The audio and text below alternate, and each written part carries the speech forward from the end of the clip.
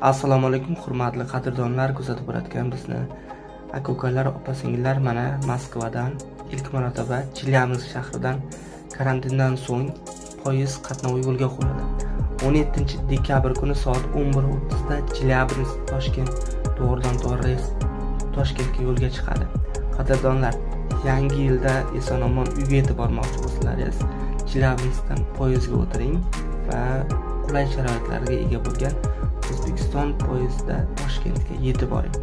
Toshkentdan siz Chelyabinskga qaytmoqchi bo'lsangiz, Rossiya hududiga kirmoqchi bo'lsangiz, 20-dekabr kuni soat 6:22 da ertalab Toshkent Chelyabinsk reys